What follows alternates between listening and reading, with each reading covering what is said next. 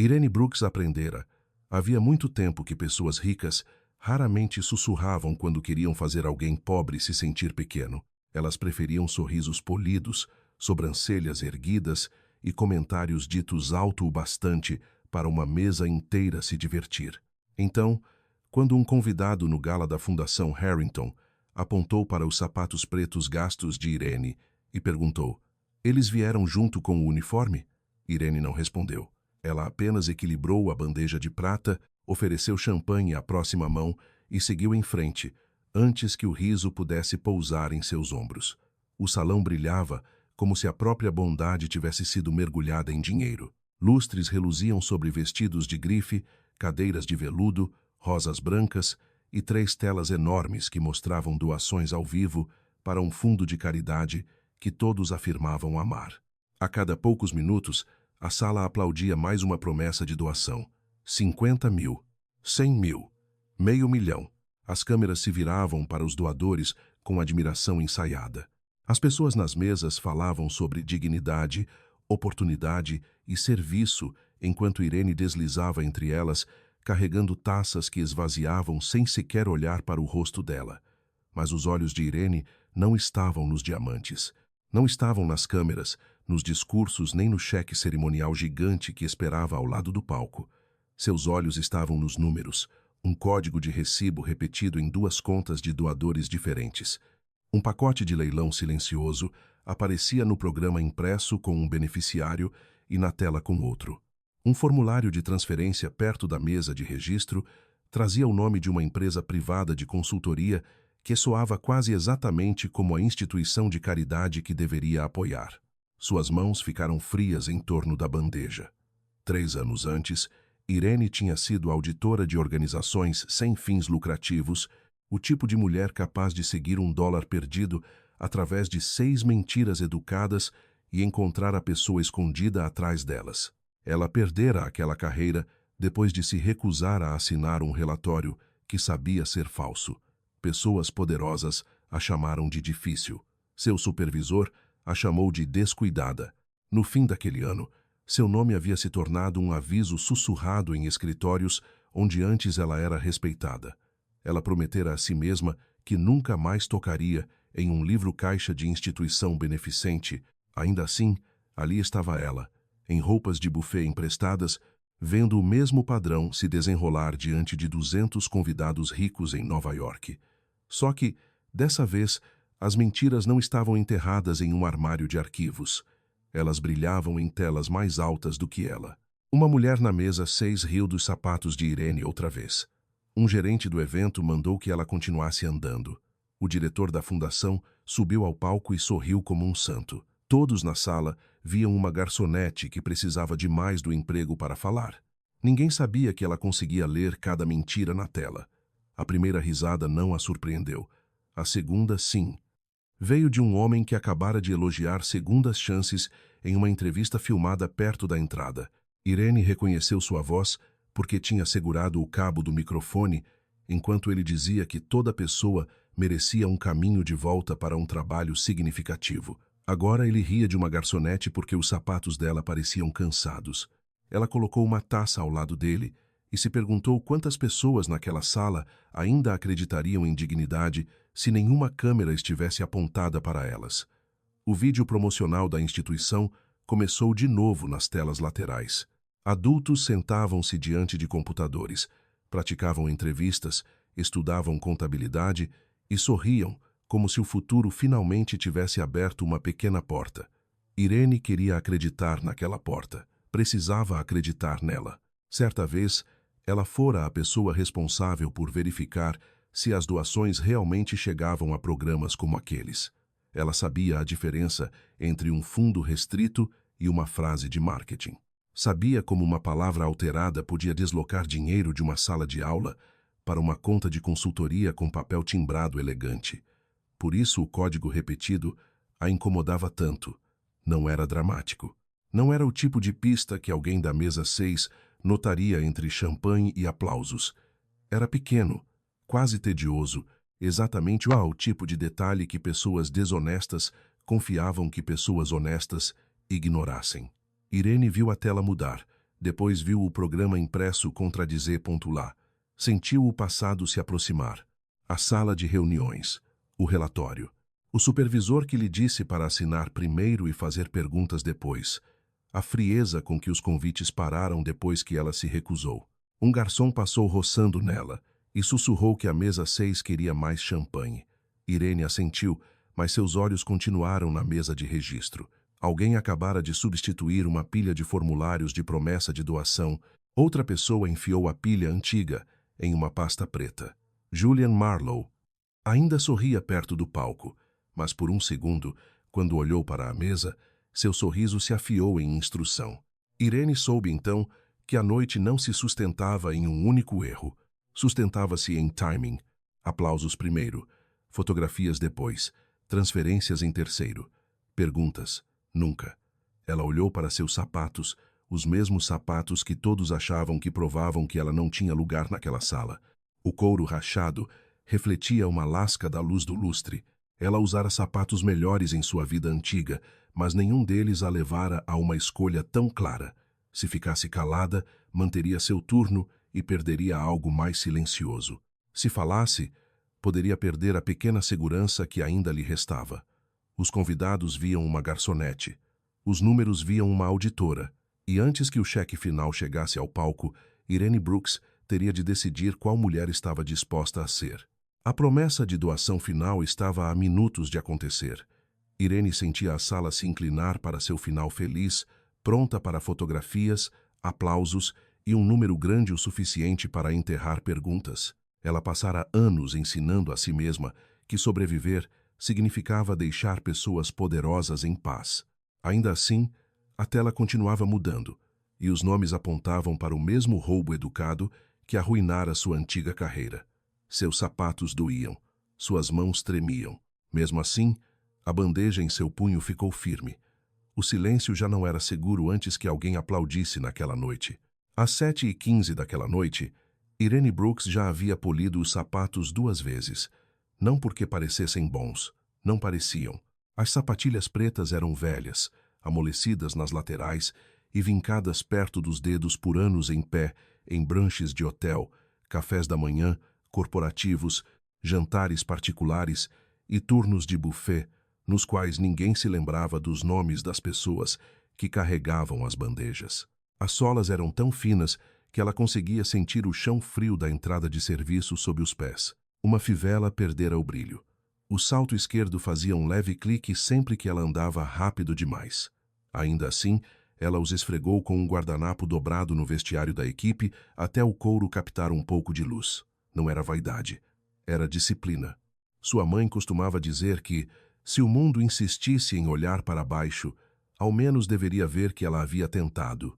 Irene vivera por essa regra em escritórios, em salas de reunião que pareciam tribunais, em agências temporárias e agora nos corredores dos fundos de salões de banquete. Ela alisou a frente da camisa branca emprestada, ajustou o colete preto que apertava meia polegada demais em torno das costelas e prendeu o cabelo em um coque baixo.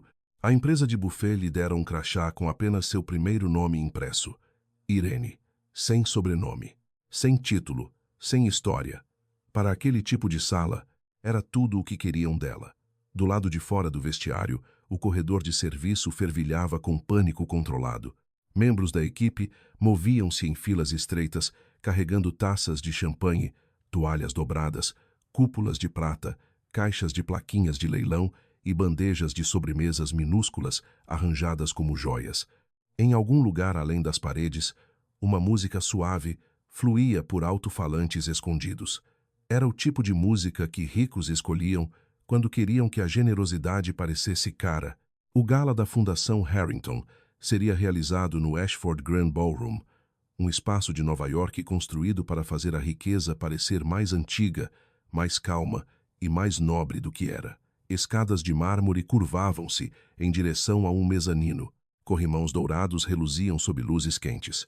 O teto tinha nuvens pintadas que nunca se moviam. Irene já trabalhara em salas assim. Conhecia o ritmo. Os convidados chegavam envoltos em perfume, lã, seda e confiança. Entregavam casacos aos atendentes sem olhar para seus rostos. Aceitavam bebidas antes de verificar quem as oferecia. Falavam de propósito, legado, impacto e comunidade enquanto desviavam das pessoas contratadas para recolher suas taças vazias. Naquela noite, todas as câmeras do salão estavam apontadas para a bondade. Na extremidade da sala, 3 telas gigantes exibiam o logotipo da Fundação Harrington, uma árvore prateada de galhos abertos. Abaixo dela, um slogan brilhava em letras azuis: construindo dignidade por meio da oportunidade. Dignidade. Irene parou quando viu aquela palavra. Ela seguia pessoas ricas por toda parte em eventos como aquele. Era impressa em banners, dita em palcos, colocada em pacotes de doadores e repetida por publicitários até soar como prova. Mas Irene aprendera que a dignidade não se comprovava pelo que alguém dizia ao microfone. Comprovava-se pela maneira como tratava a mulher parada junto à parede com uma bandeja nas mãos. Essa lição lhe custara mais de um emprego. Também a impedira de se tornar o tipo de pessoa capaz de sorrir enquanto assinava uma mentira. Uma voz cortante chamou a equipe para a reunião de instruções. Thomas Greer, o gerente do evento, estava perto da entrada de serviço com um tablet em uma mão e um fone preso a uma orelha. Era alto, estreito e polido de um modo que o fazia parecer permanentemente irritado com salários por hora. Lembrou aos garçons que os convidados eram grandes doadores, membros do conselho, patrocinadores e contatos da imprensa. Eles não deveriam iniciar conversas, não deveriam ficar parados, não deveriam comentar lances, doações, roupas, política, nem qualquer coisa ouvida por acaso. Se vissem algo incomum, deveriam procurá-lo discretamente e não fazer mais nada. Seus olhos passaram pela fila de garçons e pararam brevemente nos sapatos de Irene, só por um instante. Mas Irene viu.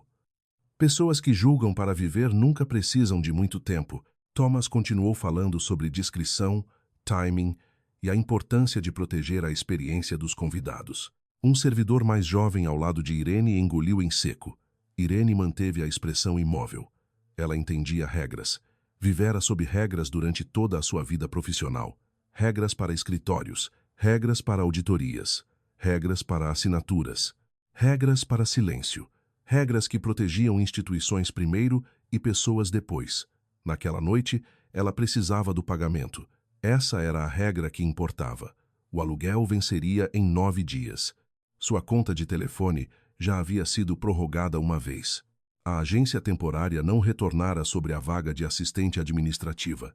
Uma vizinha oferecera-se para consertar a pia da cozinha de Irene, mas Irene era orgulhosa demais para aceitar ajuda que não poderia retribuir. Então ela pegou a bandeja quando foi entregue, passou pela porta de serviço. O salão a engoliu inteira. A luz atingiu primeiro, depois o som. A sala tremeluzia com cristal, cetim, flashes de câmeras e risadas baixas o bastante para parecerem civilizadas.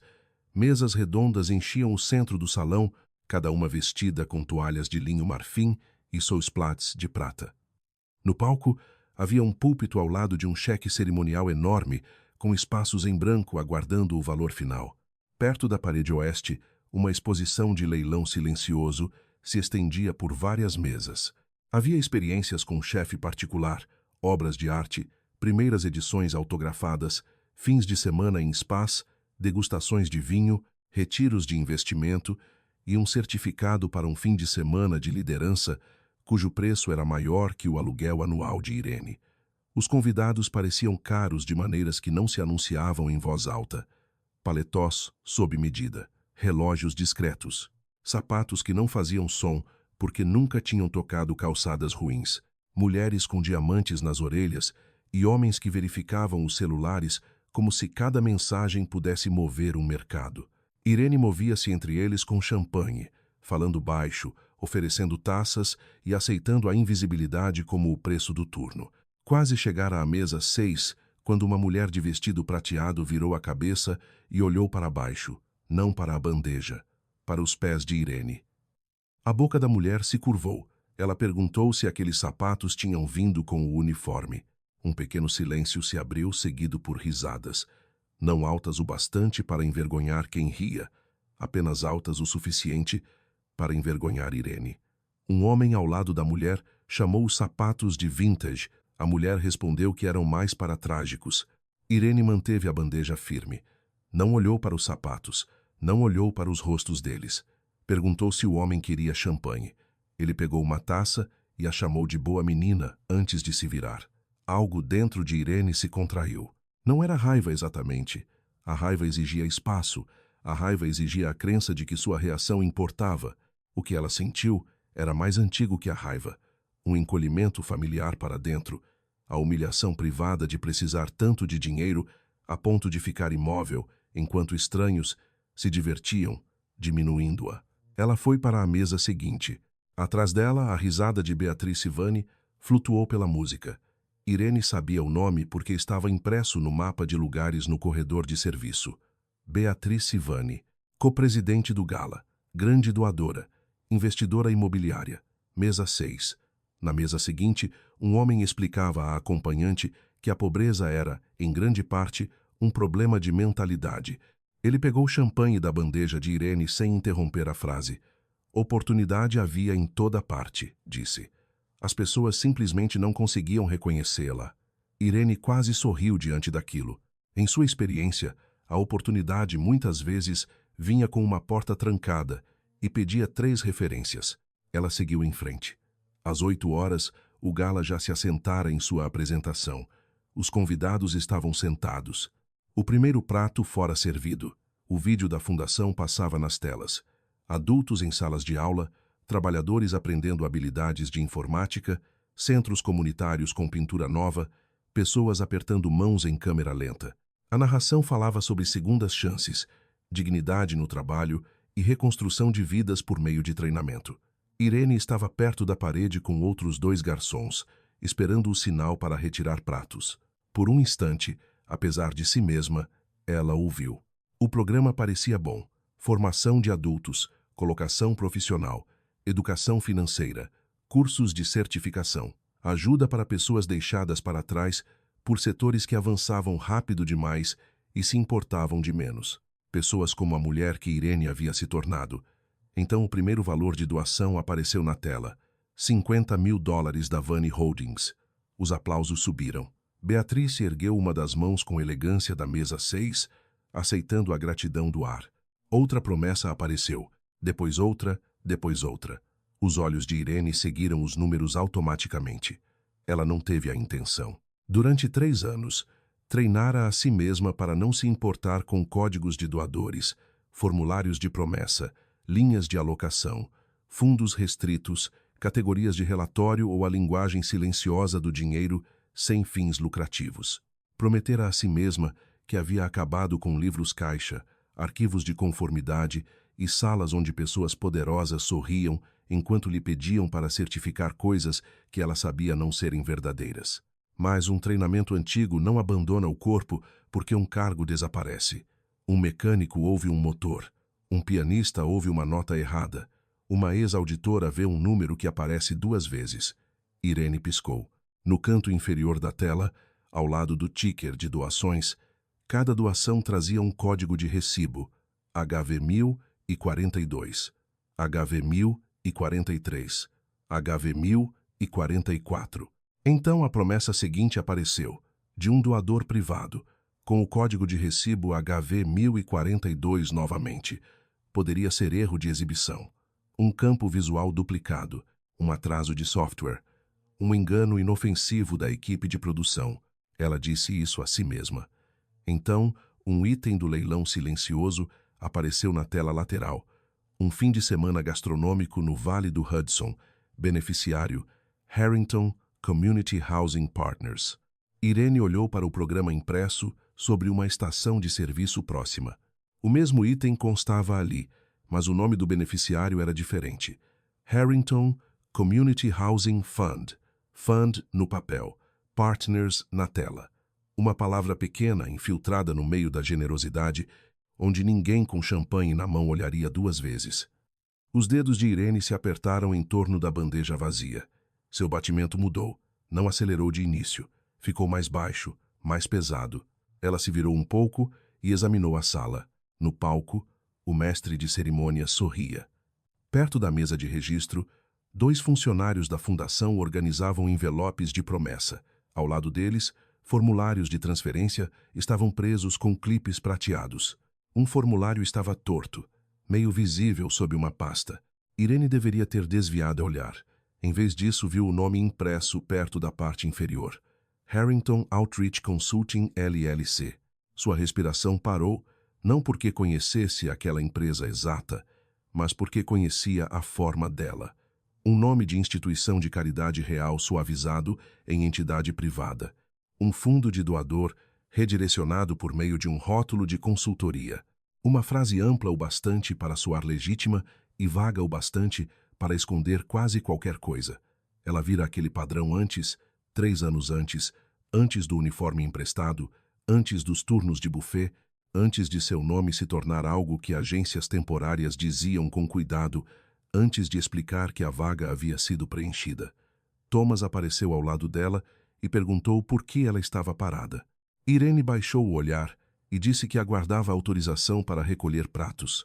Ele mandou que esperasse sem encarar a tela dos doadores, porque os convidados percebiam quando a equipe parecia confusa. Ela respondeu antes que pudesse se conter. Disse que não estava confusa. A expressão de Thomas esfriou. Ele se aproximou e aconselhou-a a não se tornar interessante. Depois foi embora. Irene ficou com a bandeja encostada levemente à cintura. Não se torne interessante.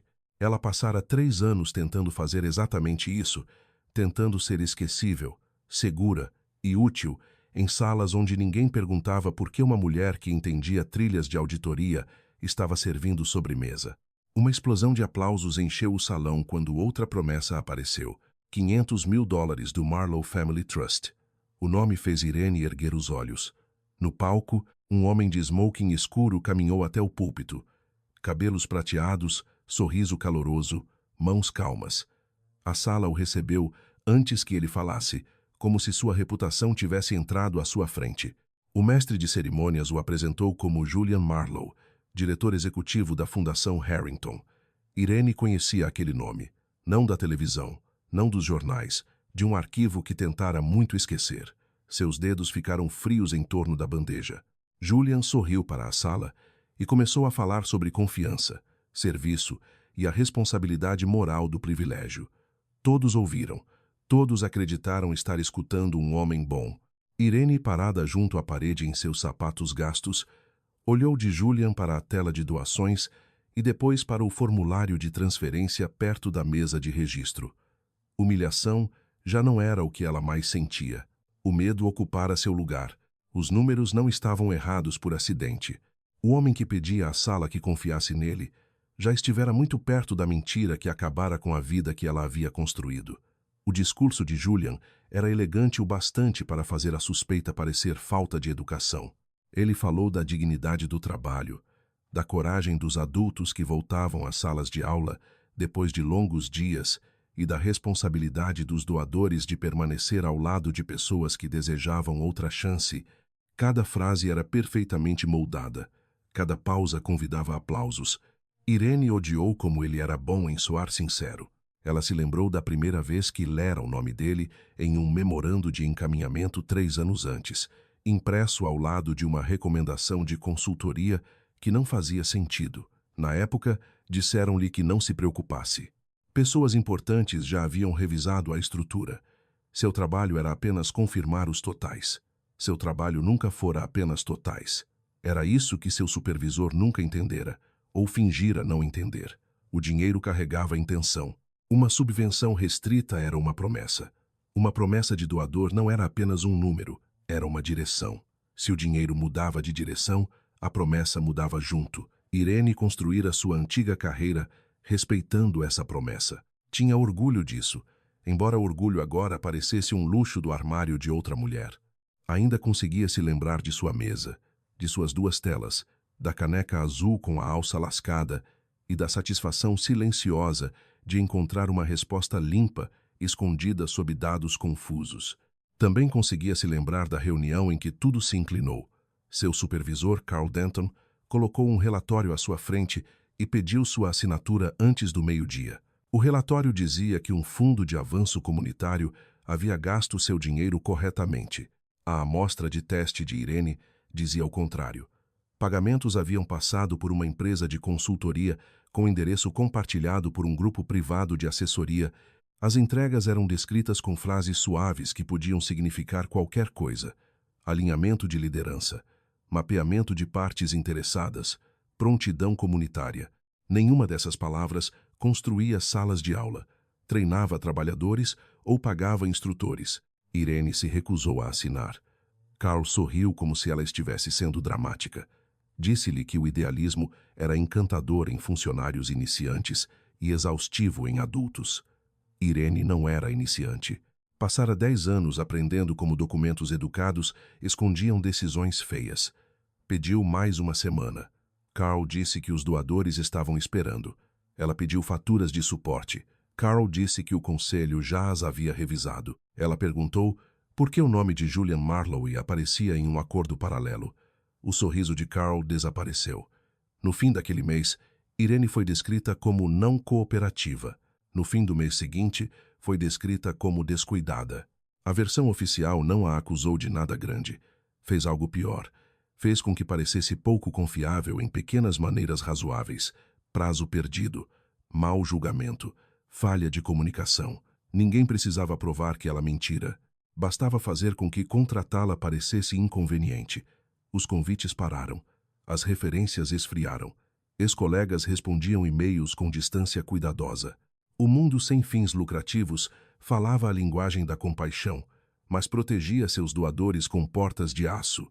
Irene passou de auditar subvenções a formatar currículos para desconhecidos, depois a trabalhos temporários de recepção, depois ao varejo sazonal, depois ao buffet. Cada degrau para baixo vinha com alguém lhe dizendo que era temporário. Com o tempo, temporário virou uma vida. Ela parou de ler relatórios anuais. Parou de assistir a webinários.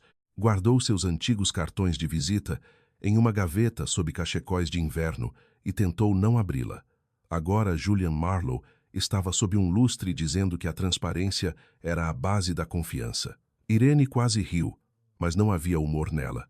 Um servidor atrás dela sussurrou que Julian parecia o tipo de homem que lembrava o aniversário de todo mundo. Irene achou que ele parecia o tipo de homem que se lembrava do que poderia ser usado contra as pessoas. Quando o discurso terminou, aplausos encheram a sala. Convidados se levantaram meio caminho de suas cadeiras.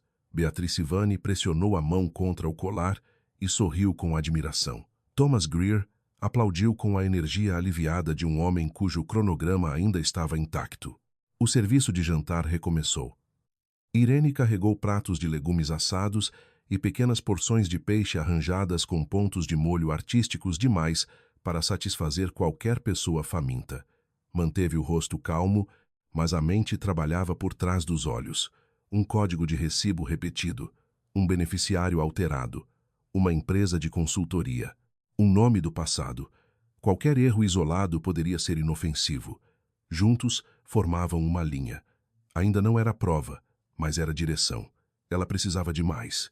A ideia a assustou tanto que quase se virou para a porta de serviço e foi embora. Poderia sair, perder o turno e proteger o silêncio frágil que construíra em torno de si. Ninguém saberia o que ela havia visto. Então ouviu 2 convidados rindo de como o vídeo da fundação tinha sido emocionante. Um disse que era bonito alguém ensinar trabalhadores esquecidos a serem úteis de novo. Trabalhadores esquecidos. Irene colocou os pratos deles com cuidado. Perguntou-se se algum deles reconheceria uma trabalhadora esquecida se ela estivesse perto o bastante para servir-lhes vinho. O pensamento a estabilizou. Ela não precisava salvar o mundo naquela noite, nem precisava vencer. Mas, se alguém estava usando um fundo de treinamento de adultos como cobertura, então o dinheiro sendo redirecionado pertencia a pessoas que sabiam o que significava recomeçar com pés doloridos e uma porta fechada. Na mesa 12, um convidado derrubou uma folha de lance. Ela deslizou sob a toalha e caiu perto do sapato de Irene. Ela se abaixou para pegá-la. O papel fora dobrado uma vez e depois desdobrado, deixando um vinco sobre a descrição do item.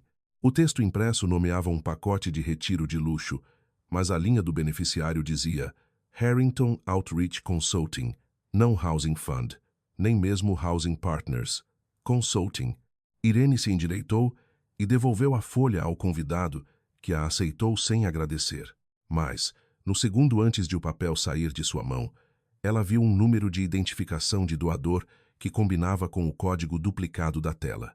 Sua garganta apertou. Ela levou uma bandeja vazia de volta à estação de serviço e estendeu a mão para o programa impresso novamente. Não o pegou. Apenas o abriu como se verificasse o horário do jantar. O programa listava cada pacote de leilão com o beneficiário público. Housing Fund aparecia 3 vezes. Workforce Fund aparecia 2. Community Training Fund aparecia sob o Retiro de Liderança. Na tela, esses mesmos itens agora passavam sob nomes que soavam semelhantes, mas não eram idênticos. Partners, Outreach, Advisory, Consulting. Cada nome poderia ser defendido como afiliado. Cada um poderia passar em uma sala onde as pessoas se importavam mais com aplausos do que com papelada. Irene conhecia o truque. Fraude não precisava de máscara se pudesse usar um crachá quase idêntico à verdade. Ela encontrou Thomas perto da cortina, que levava à mesa de registro.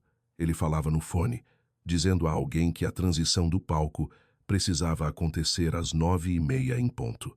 Irene esperou até ele baixar a mão. Disse seu nome em voz baixa. Ele olhou para ela como se ela tivesse derramado alguma coisa. Ela lhe disse que poderia haver um erro nos nomes dos beneficiários na tela de promessas. Ele olhou para o salão e perguntou que tipo de erro. Ela explicou que o programa impresso e a tela não coincidiam. Mencionou o código de recibo repetido. Manteve o tom calmo, prático, quase apologético. Não mencionou Julian. Thomas a encarou por um longo segundo. Depois perguntou por que ela estava lendo as telas de promessas. Irene disse que as discrepâncias eram visíveis da estação de serviço. Ele disse que a equipe de produção cuidava das telas e a fundação cuidava dos registros de doadores. A equipe de buffet cuidava de comida e bebida. Irene disse que entendia, mas os nomes nos formulários poderiam afetar para onde o dinheiro iria. O rosto de Thomas endureceu diante da palavra dinheiro. Ele perguntou se ela estava acusando a fundação de alguma coisa. Irene disse que não. Estava relatando um possível problema antes que se tornasse constrangedor. Thomas se inclinou para mais perto e disse que o único problema constrangedor que via era uma garçonete que não conhecia o limite entre serviço e interferência. A reprimenda pousou exatamente onde ele pretendia. Irene sentiu o calor antigo subir ao rosto. As pessoas não precisavam gritar para fazer alguém se sentir fora de lugar. Thomas mandou que ela voltasse ao salão, evitasse a mesa 6 a menos que fosse designada e deixasse documentos para profissionais. A palavra profissionais quase fez Irene falar de novo. Ela a engoliu. Uma profissional aprendera, muitas vezes era apenas uma pessoa com permissão para ser acreditada. Ela voltou ao salão. As telas brilhavam sobre os convidados. Outra promessa apareceu. Outra rodada de aplausos. O código repetido desaparecera agora, substituído por uma sequência limpa. Isso não a confortou. Preocupou-a ainda mais. Erros se corrigiam visivelmente apenas quando alguém percebia que tinham sido vistos. Irene começou a observar a sala de outro modo. Thomas se movia entre serviço, registro e bastidores com urgência demais. Uma assistente da fundação substituiu uma pilha de formulários de promessa por outra. O técnico, perto do laptop da tela, verificou o celular e depois clicou 2 vezes por uma pasta de arquivos. Julian Marlowe estava ao lado de Beatrice Vane e ria, como se a noite estivesse se desenrolando perfeitamente. Talvez estivesse, para ele. Os velhos instintos de Irene retornaram em camadas. Não persiga tudo, siga o que muda. Não presuma que o maior número é o mais importante. Encontre o documento que alguém está mais ansioso para substituir. Uma bandeja de sobremesas chegou da cozinha e Irene foi designada à mesa 6. Aproximou-se de Beatrice com pequenos pratos de torta de limão e mousse de chocolate. Beatrice olhou para as sobremesas, depois para os sapatos de Irene e suspirou como se fosse obrigada a testemunhar pobreza durante a sobremesa. Perguntou se Irene já pensara em usar parte das gorjetas para comprar calçados. A mesa riu outra vez. Irene colocou os pratos um a um. Uma gota de calda de frutas vermelhas escorreu da borda de um prato e caiu perto da ponta do sapato esquerdo. Beatrice inclinou a cabeça e disse que o sapato finalmente encontrara uma cor. Irene sentiu a sala estreitar. Então viu o cartão de promessa dobrado ao lado do copo d'água de Beatrice. A assinatura no cartão era grossa e teatral, do tipo que doadores usavam quando esperavam fotografias. Abaixo dela, levemente visível através do papel por causa da iluminação, havia outra linha de assinatura de uma cópia carbonada por baixo. Não era idêntica, mas era próxima o bastante para ter sido copiada por alguém que praticara. Irene não tocou nele. Apenas olhou tempo suficiente para saber que a promessa de Beatrice provavelmente fora preenchida antes de ela assinar. Isso não era ilegal por si só.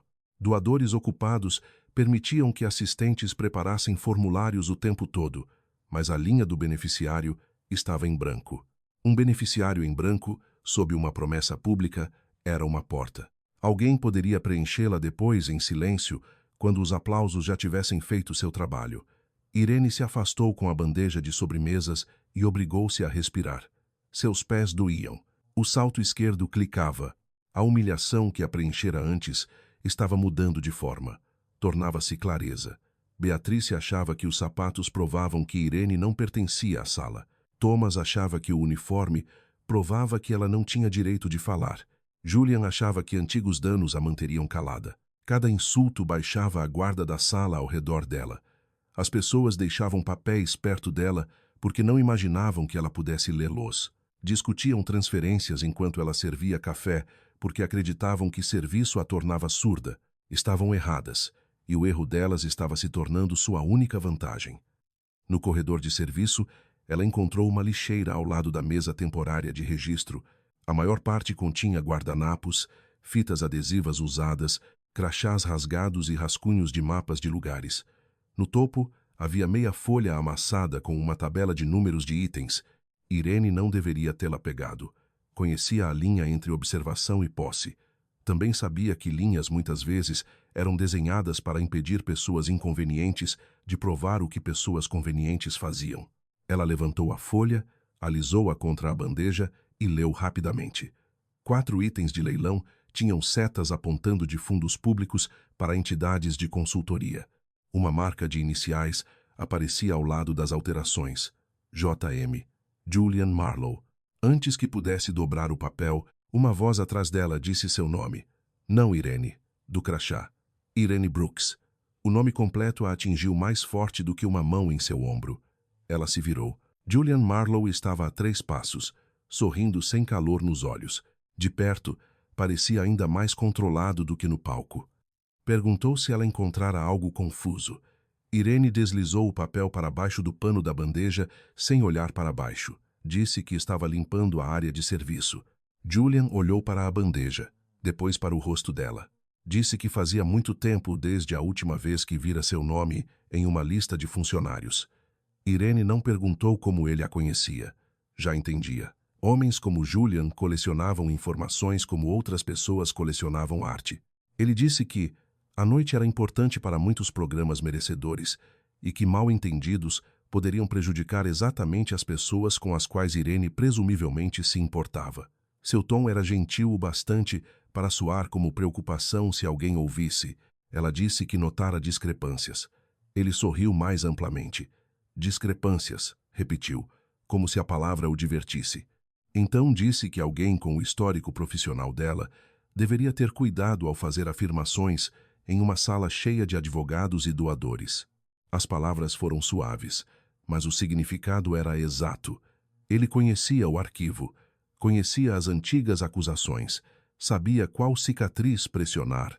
Thomas apareceu ao lado de Julian, parecendo irritado e satisfeito ao mesmo tempo. Julian disse a Thomas que Irene parecia cansada e talvez precisasse ser afastada dos documentos. Thomas disse que cuidaria disso. Julian deu a Irene um último sorriso e voltou ao salão. Thomas esperou até Julian se afastar para dizer a Irene que ela estava a uma reclamação de ser retirada. Disse que a empresa de buffet saberia que ela ficara pairando perto de materiais de doadores e duvidava que alguém contratasse uma garçonete com essa anotação em seu histórico. Irene olhou para ele. Queria dizer que registros podiam mentir. Em vez disso, não disse nada. O silêncio se tornara tanto seu escudo quanto sua prisão. Thomas a mandou para a cozinha para o serviço de café. A cozinha era clara, quente e brutalmente honesta comparada ao salão. Ninguém fingia que a compaixão morava na estação de guarnições. Cozinheiros gritavam tempos, lavadores moviam carrinhos, garçons contavam xícaras. Irene ficou perto das urnas de café e pressionou uma das mãos contra a borda da mesa de aço inoxidável. Por um momento, quis largar a bandeja, desamarrar o avental e sair pelo elevador de carga. Julian tinha razão em uma coisa. Ela tinha muito pouco. Um quarto alugado, um plano de telefone, alguns turnos, uma reputação já danificada uma vez. Se o desafiasse, ele poderia fazer a perda de tudo aquilo parecer culpa dela. Lembrou-se dos meses depois do antigo relatório. Lembrou-se de atualizar o e-mail até meia-noite, esperando respostas de entrevistas que nunca chegavam. Lembrou-se de uma ex-colega baixar a voz em um café e dizer que acreditava em Irene em particular, mas não podia se associar à confusão. Lembrou-se de vender um bom casaco porque o inverno terminara, e o aluguel não. Lembrou-se de aceitar seu primeiro turno de buffet, dizendo a si mesma que era temporário. O que a assustava agora não era simplesmente perder trabalho, era tornar-se inacreditável de novo. Algumas punições não removiam sua voz, ensinavam as salas a não ouvi-la. Uma mulher entrou na cozinha carregando uma pasta contra o peito. Não era da equipe, seu vestido era simples, e o crachá a identificava como Lila Moreno, diretora de programas do East River Adult Skills Center. Irene reconheceu o centro pelo vídeo da fundação. Lila parecia sobrecarregada, grata e ligeiramente fora de lugar entre os profissionais do buffet. Perguntou se alguém sabia onde deveria esperar antes da apresentação final do cheque. O chefe da cozinha apontou o corredor errado. Irene o corrigiu antes de pensar melhor. Lila agradeceu com o tipo de contato visual direto que convidados raramente ofereciam. Por um segundo, Irene sentiu-se vista de uma forma que a deixou inquieta. Lila explicou, quase para si mesma, que o financiamento daquela noite permitiria ao centro abrir turmas noturnas para trabalhadores que não podiam comparecer durante o dia. Contabilidade, habilidades de informática, treinamento administrativo, preparação para entrevistas. Adultos que haviam passado anos em empregos de serviço, armazéns, cozinhas e recepções teriam uma chance de se mover para trabalhos mais estáveis. Ela sorriu e disse que a subvenção poderia mudar os próximos 5 anos para centenas de pessoas. Irene ouviu. As palavras não soavam como linguagem de palco de um pacote de doadores. Soavam específicas, práticas e cansadas do modo como o trabalho real soa cansado. Lila não estava comprando aplausos. Estava aguardando fundos sobre os quais já fizera planos. Foi nesse momento que Irene entendeu o que o silêncio custaria. Não custaria nada a Julian. Não custaria nada a Beatrice. Nem mesmo custaria muito a Thomas. Quem pagaria seriam as pessoas sentadas em salas de aula noturnas, depois de longos turnos, esperando que um certificado pudesse abrir uma porta. Pessoas com pés doloridos, contas vencidas e nomes impressos pequenos demais no cronograma de outra pessoa. Pessoas como ela. O pensamento assentou-se mais pesado que o medo. Ela poderia ir embora e se proteger, ou poderia ficar tempo suficiente para tornar a mentira mais difícil de completar. Não sabia se conseguiria impedi-la. Só sabia que já não podia fingir que não a vira. Perguntou a Lila com cuidado qual era o nome legal do fundo receptor. Lila respondeu sem hesitar. Harrington Community Training Fund, conta de subvenção restrita, sem afiliadas autorizadas para recebimento direto. Irene perguntou se Harrington Outreach Consulting cuidava de alguma programação. Lila franziu a testa. Nunca ouvira falar. Irene agradeceu e não disse mais nada. Lila estudou o rosto de Irene, talvez percebendo mais do que Irene queria revelar, mas não insistiu. Quando Lila saiu para o corredor do palco, Irene ficou mais um momento ao lado das urnas de café. Sua decisão não pareceu coragem. Pareceu entrar em água fria porque a ponte atrás dela já havia desaparecido. Ela voltou ao salão com o serviço de café e começou a reunir provas do único jeito que podia. Não tinha acesso ao escritório, não tinha autoridade, não tinha crachá que abrisse arquivos de doadores, mas tinha a invisibilidade de uma garçonete, e a invisibilidade possuía suas próprias portas. Podia mover-se entre mesas. Podia encher xícaras perto de pastas abertas. Podia recolher programas abandonados. Podia ver telas de ângulos ignorados pelos convidados. Podia ouvir instruções da equipe, porque ninguém baixava a voz perto de uma garçonete. Primeiro fez fotografias mentais. Depois, quando ninguém olhava, usou seu celular antigo para fotografar o quadro de promessas enquanto ele girava. A tela rachada do telefone tornou a tarefa humilhantemente difícil. Ele travou quando ela abriu a câmera. O aviso de armazenamento apareceu 2 vezes. Ela apagou 3 fotos antigas de listas de supermercado e tentou de novo. Capturou a tela mostrando Housing Partners. Capturou outra mostrando Outreach Consulting. Fotografou o programa impresso na estação de serviço e depois a folha de rascunho descartada em seu bolso do avental. Cada pequena imagem parecia frágil, insuficiente e necessária. Uma auditora constrói um caso com o que a sala lhe oferece, lembrou a si mesma. Costumava dizer a funcionários juniores que prova não era um raio caindo, prova era uma escada. Naquela noite, cada degrau estava escorregadio. Na mesa de registro, uma assistente substituiu os formulários de promessa novamente. Irene se aproximou com uma bandeja de xícaras de café e perguntou se alguém precisava de reposição. A assistente a dispensou com um gesto. Thomas, parado por perto, pegou a pilha antiga e a deslizou para dentro de uma pasta preta. Irene viu a ponta de um formulário marcado com o nome do centro de Lila. Também viu uma nota adesiva amarela presa à pilha. Atualizar campos de beneficiário após a promessa final. Seu estômago se apertou. Uma instituição legítima não atualizava beneficiários depois de uma promessa pública. Ela estendeu a mão para recolher uma xícara vazia perto da mesa e empurrou com o sapato uma cópia caída da nota adesiva. Ela grudou levemente na lateral da sola. Pela primeira vez, o sapato barato ajudou. Irene caminhou 3 passos. Inclinou-se como se ajustasse a fivela e descolou a nota. Enfiou-a na palma da mão. Suas mãos tremiam, mas não o bastante para derrubar a bandeja. Do outro lado da sala, Beatrice Vani ria de algo que Julian dizia. O gerente de palco sinalizou 15 minutos até a apresentação final do cheque. As telas logo mostrariam o total. Assim que a transferência cerimonial fosse anunciada, os doadores iriam embora, acreditando que seu dinheiro fora para onde os discursos prometeram. Corrigir depois seria mais difícil. Julian sabia disso. Usava o próprio gala como selo. Aplausos primeiro, papelada depois. Irene precisava que outra pessoa visse o que ela via. Aproximou-se do técnico perto do laptop da tela, um jovem chamado Aaron, cujo crachá pendia de um cordão torcido ao contrário. Ofereceu café. Ele aceitou com surpresa agradecida. Irene assentiu para o laptop e perguntou se os slides de promessa vinham da fundação ou da equipe de produção. Aaron disse que a equipe carregava o arquivo da fundação, mas uma versão revisada fora enviada depois que o jantar começou. Irene perguntou por quem. Aaron enrijeceu. Ela não pressionou. Disse que, se alguém mais tarde perguntasse se o arquivo mudara durante o evento, ele deveria responder a verdade. Ele então olhou para ela. Realmente olhou, talvez reconhecendo medo em outra pessoa. Sussurrou que Thomas trouxera o arquivo revisado em um pendrive. Julian o aprovou.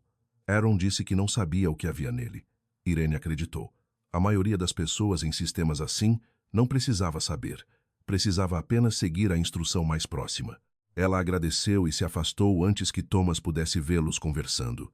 Agora tinha uma testemunha, talvez.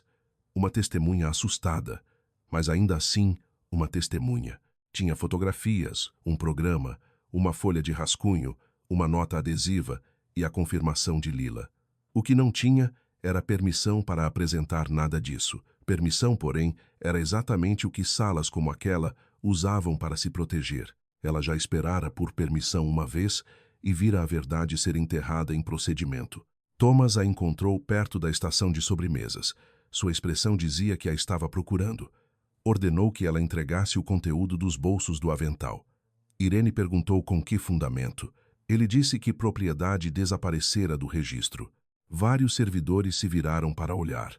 Thomas elevou a voz o suficiente para que ouvissem a acusação sem chamar lá de acusação. Irene sentiu o velho padrão se formar ao redor dela. Questione a pessoa, não os fatos. Faça-a defender o caráter até que ninguém pergunte sobre os documentos. Ela retirou de um bolso 2 guardanapos, uma caneta e uma escala de serviço. A folha de rascunho estava na dobra interna, pressionada contra sua camisa. A nota adesiva estava dentro do punho fechado. Thomas disse que ela estava dispensada pela noite. Disse que a segurança a acompanharia até a saída dos funcionários e que o escritório da empresa de buffet receberia uma reclamação formal. Irene olhou para o palco. O mestre de cerimônias voltava ao púlpito. Julian estava ao lado do cheque cerimonial. Lila esperava perto da escada, as mãos unidas diante da pasta. Irene imaginou sair, ouvir as portas do salão se fecharem atrás dela e passar o resto da noite dizendo a si mesma que fizera o que podia, mas não fizera. Ainda não. Havia diferença entre ser impedida e escolher parar. Irene passara 3 anos confundindo as duas coisas porque doía menos. Beatrice notou o confronto e sorriu como se a noite tivesse oferecido mais uma diversão. Chamou em voz alta que talvez a garçonete finalmente tivesse encontrado algo que valesse mais do que seus sapatos. Alguns convidados se viraram. O comentário atravessou Irene, mas também lhe deu uma plateia. Thomas tentou agarrar seu cotovelo. Irene recuou, não com violência, apenas com firmeza, e disse que precisava falar com a diretora do programa. Thomas riu uma vez. Julian olhou do palco e a calma deixou seu rosto por meio segundo. Esse meio segundo disse a Irene mais do que qualquer documento. Ele não estava irritado, estava preocupado. Preocupação significava que ela estava perto. O mestre de cerimônias tocou o microfone. A sala se aquietou. Ele anunciou que a Fundação Harrington estava prestes a revelar o total final arrecadado para treinamento comunitário, acesso à moradia e oportunidades de trabalho. As câmeras se ajustaram, os doadores se sentaram mais eretos. O cheque gigante foi erguido por 2 assistentes. Na tela, um número começou a animar para cima. Todos os dígitos brilhantes e música de celebração. Thomas sussurrou que se Irene desse mais um passo, nunca mais trabalharia em um evento naquela cidade. Irene olhou para os sapatos. A ponta esquerda estava marcada por cauda de frutas vermelhas. O couro estava rachado. A fivela estava opaca. Eles a haviam levado a escritórios onde ela acreditava que a verdade tinha peso. Haviam-na levado para fora daqueles escritórios quando pessoas poderosas decidiram o contrário. Haviam-na carregado por depósitos, cozinhas de hotel e salões de banquete. Haviam-na trazido até aquela linha exata naquele piso exato. Pensou outra vez na frase da mãe. Se o mundo olha para baixo, certifique-se de que veja que você ainda tentou. Irene respirou uma vez, depois outra. Não se sentia sem medo. O medo estava presente em cada osso, mas medo não era comando. Era apenas informação. Ela contornou Thomas e caminhou em direção ao palco. O clique do salto pareceu mais alto para ela do que os aplausos. Talvez ninguém mais o ouvisse. Talvez todos ouvissem. Pela primeira vez naquela noite, ela não se importou. Não subiu ao palco. Parou no primeiro degrau, perto o suficiente para que as mesas da frente a vissem, perto o suficiente para que o microfone captasse sua voz se o mestre de cerimônias o abaixasse. Julian avançou em sua direção com um sorriso destinado a conter o dano. Disse que parecia haver um problema com a equipe e pediu que todos aproveitassem o momento. Irene falou antes que Thomas pudesse alcançar, lá. Pediu ao mestre de cerimônias que lesse o nome legal da organização receptora exibida na tela. A sala farfalhou. Alguém riu. Beatrice disse que a garçonete agora tinha opiniões. Julian disse que os documentos haviam sido revisados. Irene manteve os olhos no mestre de cerimônias e repetiu o pedido. Ele olhou, impotente, para Julian, uma doadora da mesa da frente, uma mulher mais velha em um terno preto simples. Inclinou-se para a frente e disse que era uma pergunta razoável. Dinheiro tinha destino. O mestre de cerimônias leu o nome na tela. Harrington Outreach Consulting LLC. O rosto de Lila mudou. Irene então ergueu o programa impresso e pediu que ele lesse o beneficiário listado para o mesmo fundo. O mestre hesitou. A doadora mais velha estendeu a mão para o programa. Irene entregou. A doadora leu em voz alta. Harrington Community Training Fund. Um murmúrio atravessou o salão. Julian riu suavemente e disse que a entidade de consultoria era uma parceira administrativa.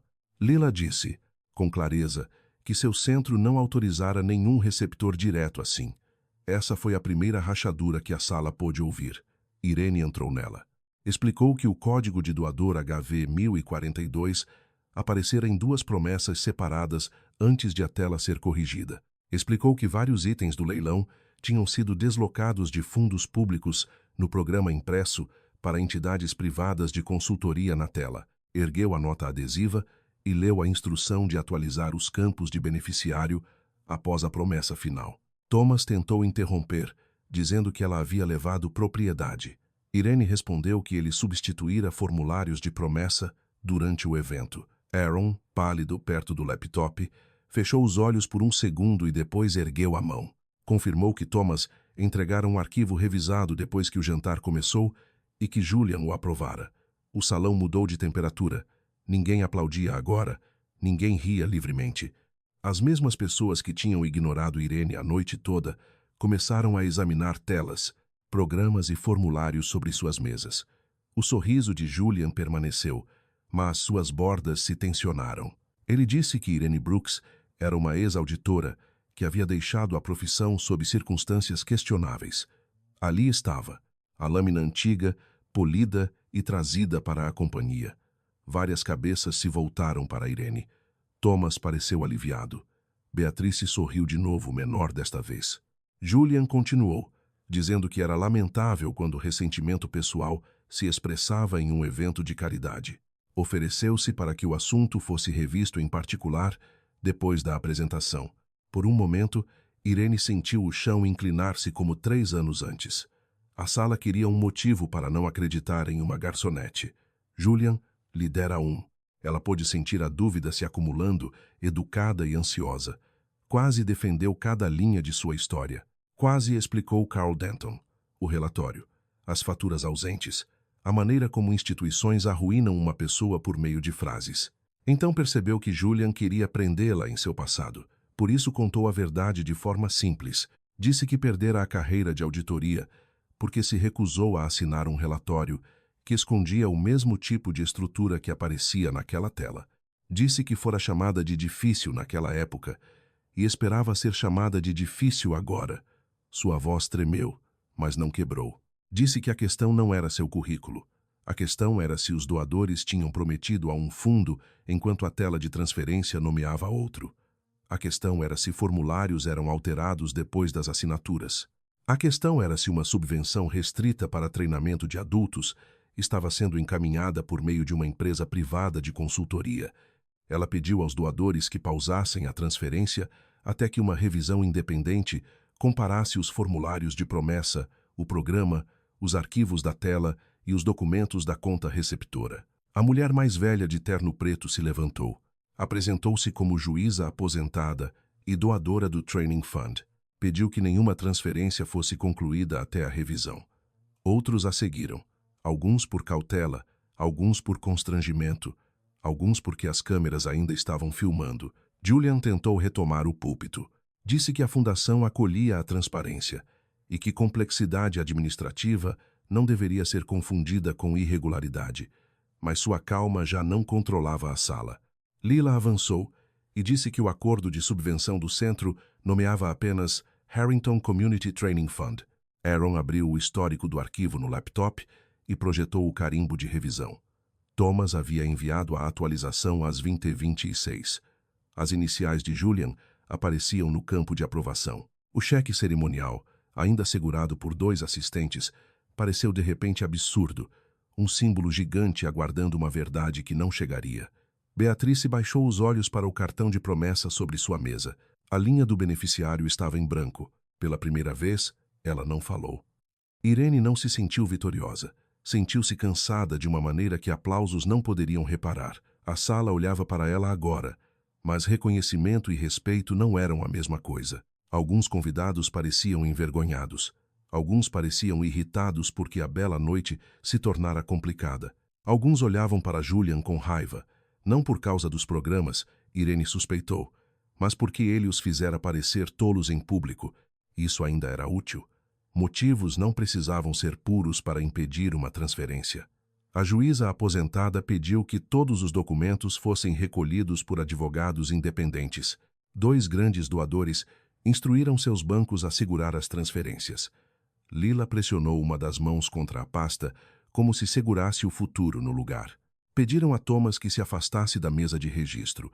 Ele olhou para Irene como se ela tivesse traído uma ordem da natureza. Julian conversava baixo com 2 membros do conselho, mas sem o microfone sua elegância encolheu. O gala não terminou com gritos nem caos. Terminou com pessoas formando grupos, comparando papéis, chamando advogados e evitando câmeras. Era assim que salas caras entravam em pânico. Irene voltou ao corredor de serviço porque ninguém lhe dissera o que mais fazer. Sua bandeja ainda esperava junto à parede. A marca de frutas vermelhas permanecia no sapato. Ela ficou ali até Lila encontrar L.E. A diretora do programa não a chamou de corajosa. Apenas disse obrigada, como se as palavras fossem uma dívida e não uma performance. Irene assentiu, incapaz de responder de início. Lila perguntou como Irene soubera o que ver. Irene disse que costumava trabalhar com registros de organizações sem fins lucrativos.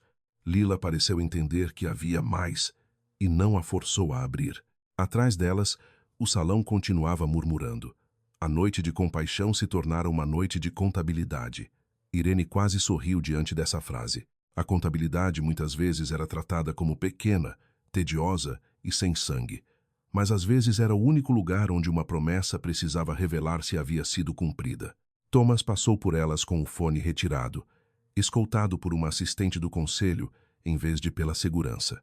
Não olhou para Irene.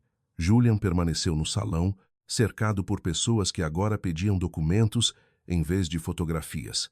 A supervisora do buffet encontrou Irene 1 hora depois e disse que ela podia ir embora. O tom era estranho, equilibrado entre pedido de desculpas e medo de responsabilidade jurídica. Irene perguntou se receberia pelo turno completo.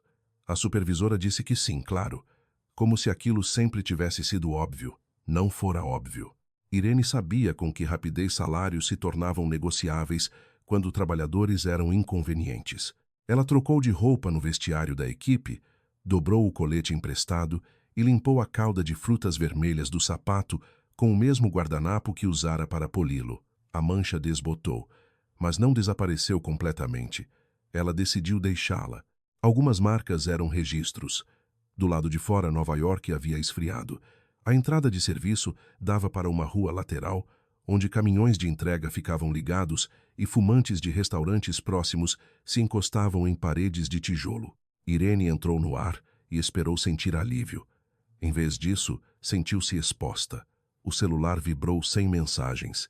Ninguém de sua vida antiga subitamente se lembrara dela. Nenhuma carreira fora restaurada em uma única noite.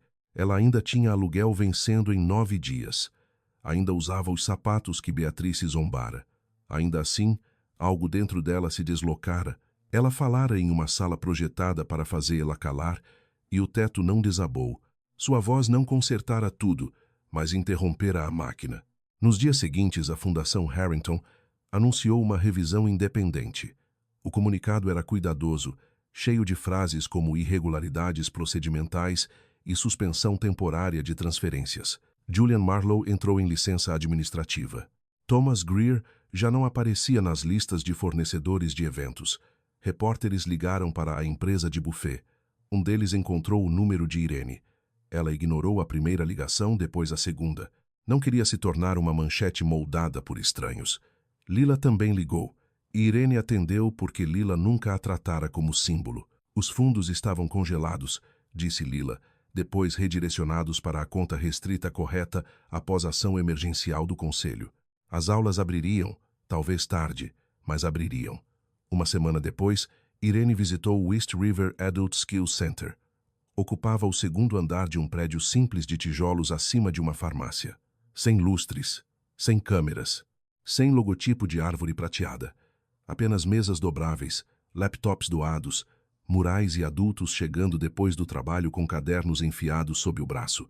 Irene ficou na porta e observou uma mulher em uniforme de supermercado praticar a digitação de uma carta de apresentação. Um homem com tinta nas mangas aprendia noções básicas de planilha com uma voluntária. Outra estudante perguntou como explicar uma lacuna no emprego sem soar envergonhada. A sala não continha glamour, mas continha algo que o Gala apenas anunciara. Continha esforço. Lila apresentou Irene à turma apenas como alguém que ajudara a garantir o financiamento. Irene preferiu assim. Sentou-se no fundo e ouviu. A instrutora falou sobre habilidades transferíveis. Irene já ouvira essa expressão antes, geralmente de pessoas que não precisavam transferir nada a elas mesmas. Mas ali, a frase parecia real. Uma garçonete podia entender timing, pressão, memória e pessoas.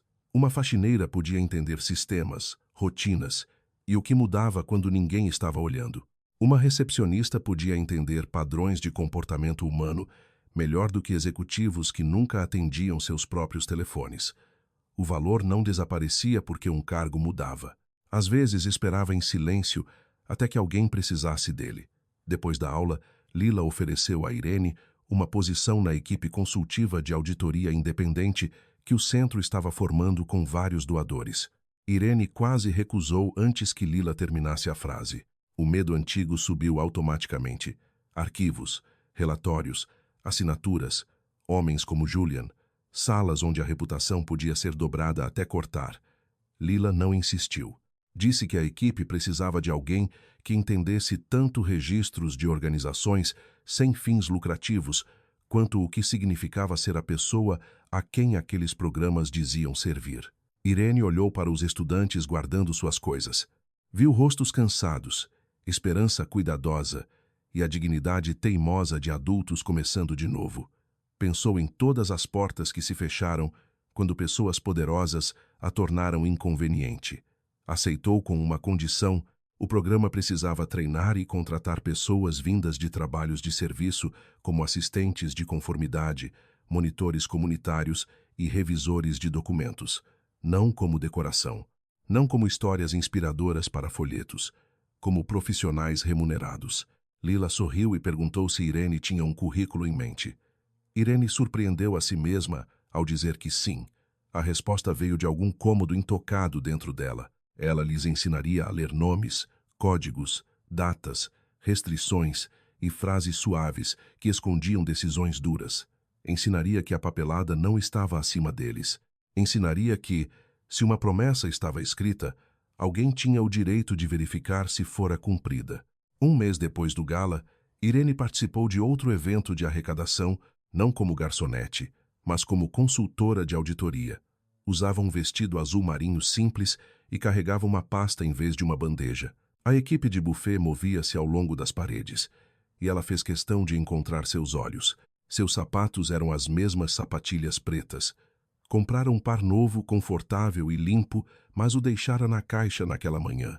O par antigo a carregara pela humilhação, pelo medo e pelo momento em que escolheu não desaparecer. Ela não os mantinha porque amasse sofrer. Mantinha-os porque lembravam que dignidade não era entregue de um palco. Durante a recepção, um doador perguntou a Irene o que a qualificava para revisar transferências beneficentes. A pergunta não era cruel, apenas descuidada do modo como o privilégio muitas vezes é descuidado. Irene olhou para o doador, depois para a equipe movendo-se silenciosamente atrás dele, e respondeu, sem baixar a voz. Disse que fora auditora, depois garçonete, e que ambos os trabalhos lhe ensinaram a notar o que pessoas poderosas perdiam. O doador não teve resposta rápida. Do outro lado da sala, Lila sorriu. Irene abriu a pasta. Na primeira página, havia um livro-caixa com seu nome claramente impresso no topo. Irene Brooks, sem título emprestado, sem passado escondido, sem permissão solicitada. O salão ao redor dela era menor que o Ashford Grand, mas a antiga sensação ainda voltava.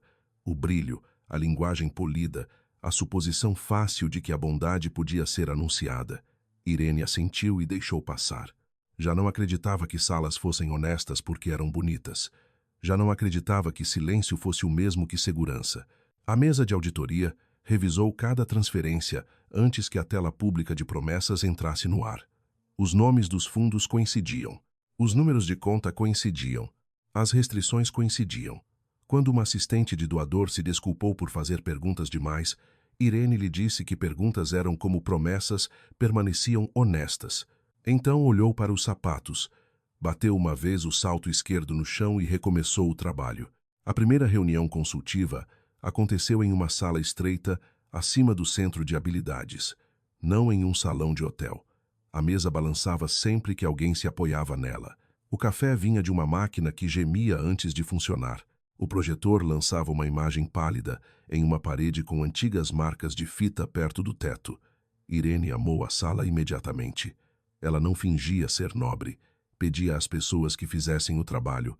Ao redor da mesa estavam Lila, 2 instrutores, a juíza aposentada do Gala, uma representante de doadores e 4 adultos de trabalhos de serviço que Lila havia convidado a pedido de Irene. Uma camareira de hotel chamada Maren, um funcionário de depósito chamado Dev, uma recepcionista chamada Alteia, um garçom de banquete chamado Paul. Pareciam cautelosos, como se esperassem que a reunião se tornasse mais um lugar onde pessoas elogiassem sua resiliência e depois tomassem decisões sem eles. Irene abriu a pasta diante de si e não começou com inspiração. Começou com um formulário de promessa. Mostrou-lhes o nome legal de um fundo, o nome público de uma campanha, a conta receptora e a linha que restringia o dinheiro a custos de treinamento. Depois mostrou um segundo formulário com apenas uma palavra alterada, advisory, em vez de training. Todos viram quando ela apontou.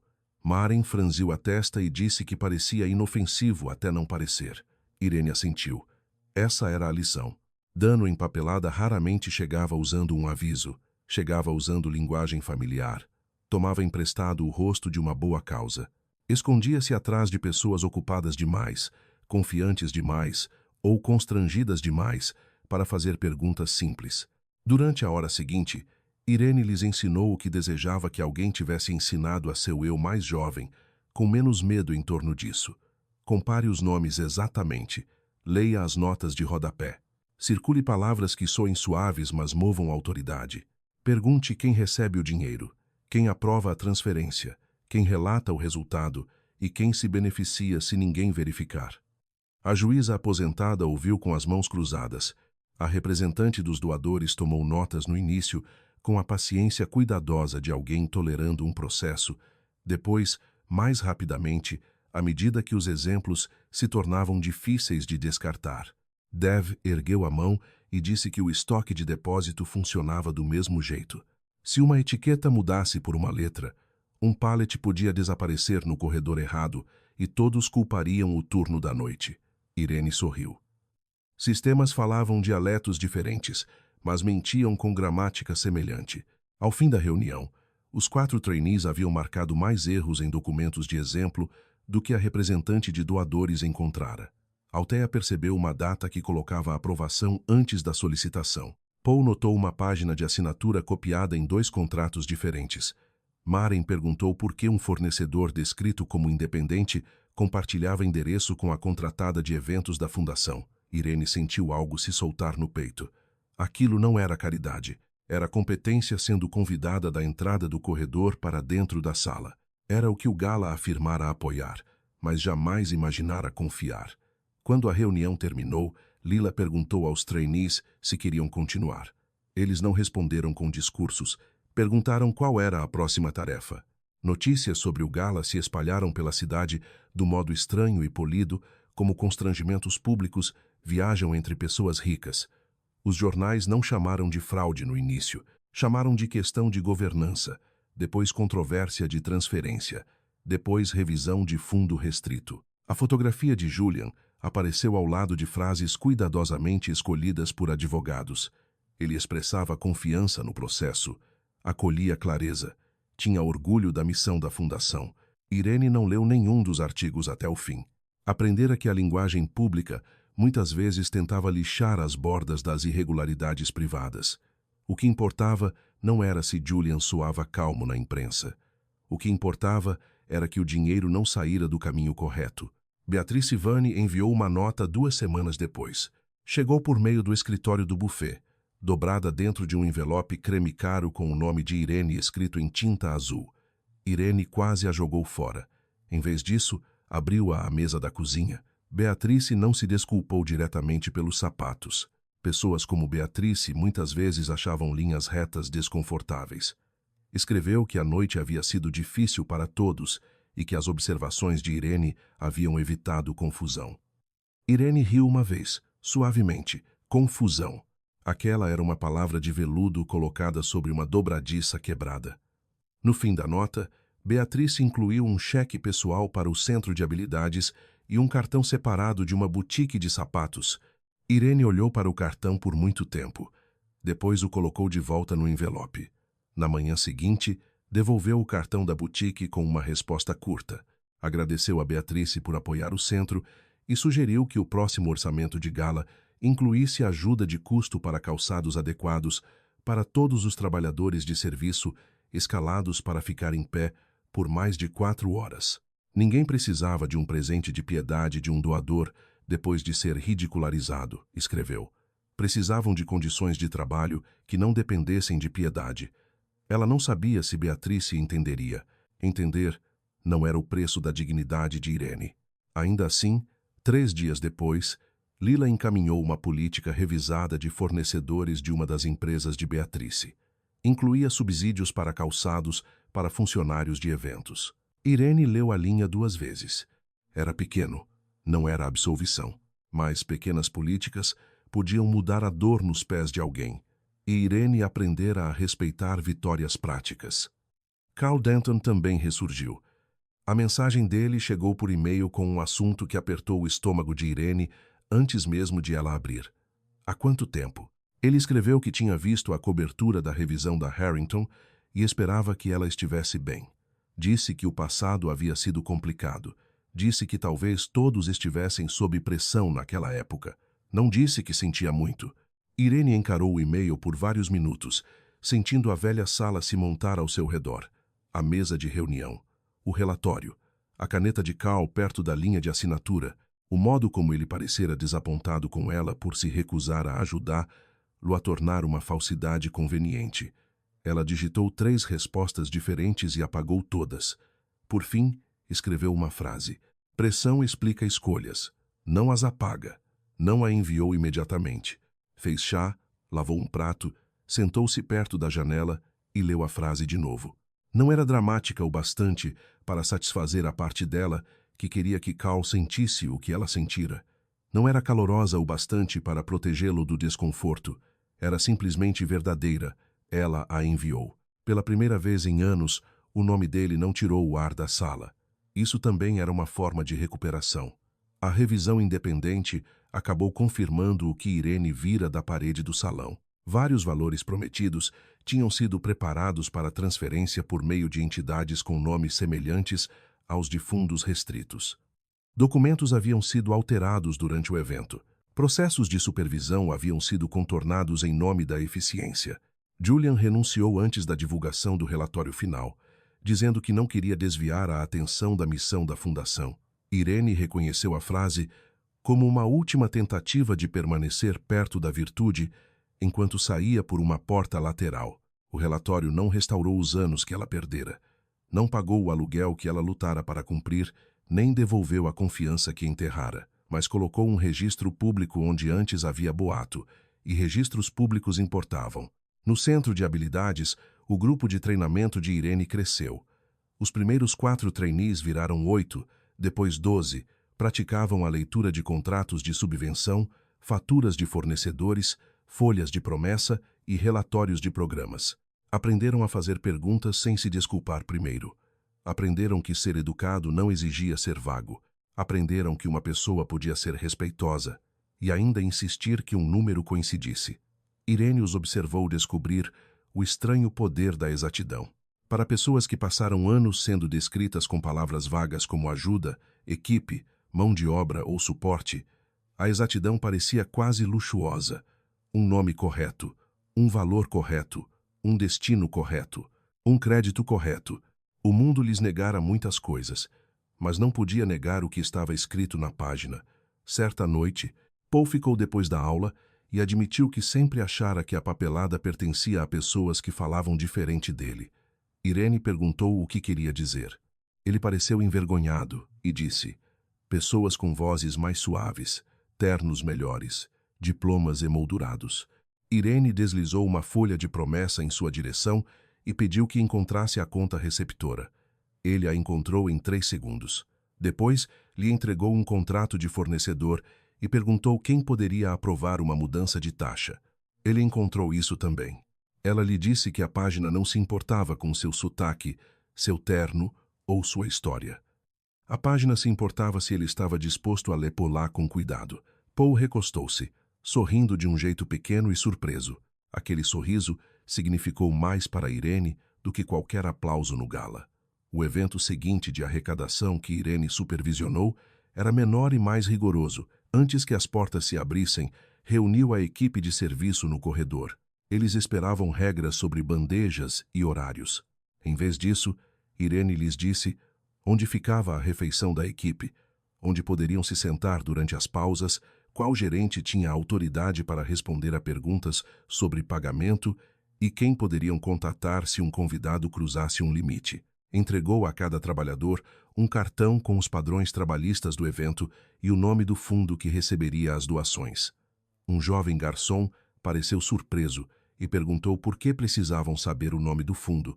Irene olhou para as bandejas, os sapatos polidos, os rostos cansados, e respondeu que todos na sala mereciam saber que história estavam ajudando a contar. Durante aquele evento, nenhum doador zombou dos sapatos de uma garçonete ao alcance da audição de Irene. Talvez as pessoas tivessem se tornado mais gentis. Mais provavelmente, a notícia se espalhara de que a equipe de serviço já não tinha garantia de permanecer calada. Irene aceitou qualquer uma das razões. A mudança nem sempre começava como virtude. Às vezes começava como cautela e amadurecia depois em respeito. Às 9 horas, a tela de promessas entrou no ar depois que Irene e 2 trainees verificaram cada campo. Os nomes legais coincidiam. Os códigos de doadores avançavam em ordem. Os números das contas alinhavam-se aos documentos dos fundos restritos. Quando veio o primeiro aplauso, Irene ouviu sem amargura. O aplauso não era o problema. O aplauso só se tornava perigoso quando tentava substituir a prestação de contas. Depois do evento, Irene voltou para casa a pé em vez de pegar o ônibus. A cidade brilhava com restaurantes, trânsito e janelas que refletiam celebrações de outras pessoas.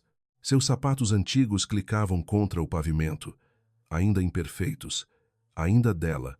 Pensou na primeira noite no Ashford Grand, nas risadas da mesa 6, no aviso suave de Julian, na mão de Thomas tentando alcançar seu cotovelo, e no momento em que escolheu avançar, ela já acreditara que dignidade significava nunca deixar ninguém ver sua necessidade. Agora a entendia de modo diferente. Dignidade não era ausência de necessidade.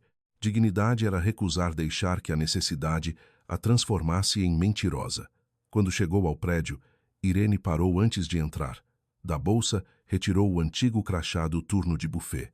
Irene, sem sobrenome, sem título, sem história. Guardara-o sem saber por quê. Agora pegou uma caneta e escreveu Brooks sob as letras impressas. A tinta borrou um pouco na superfície plástica, mas permaneceu. Colocou o crachá na prateleira da cozinha ao lado da pasta de auditoria.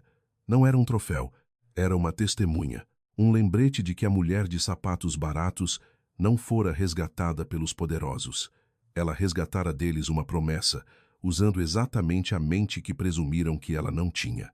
Meses depois, o Centro de Habilidades imprimiu seu primeiro manual interno de auditoria. Irene recusou colocar sua fotografia na capa. Escolheu um design simples com uma linha de livro-caixa, um lápis e o título Lendo a Promessa. Na primeira página, havia uma frase: "Um fundo não é generoso até chegar aonde foi prometido."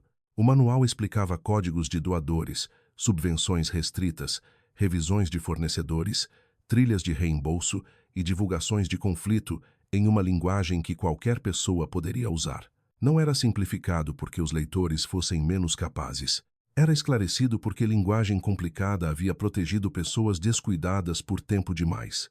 As cópias foram primeiro para os trainees, depois para organizações parceiras sem fins lucrativos, depois para centros de educação de adultos em outras cidades.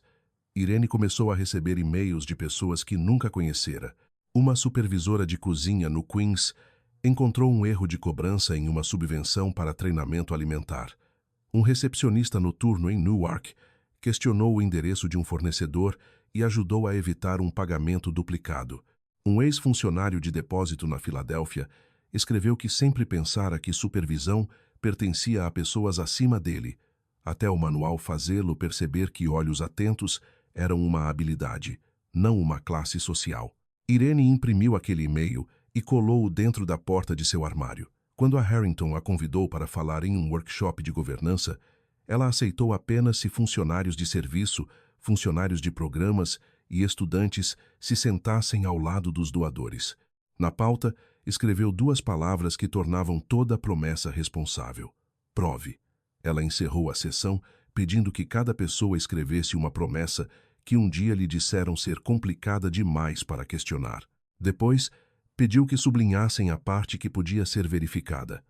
A sala ficou silenciosa, depois ocupada com o som das canetas. Irene ouviu o som e soube que o trabalho, enfim, havia se movido para além dela.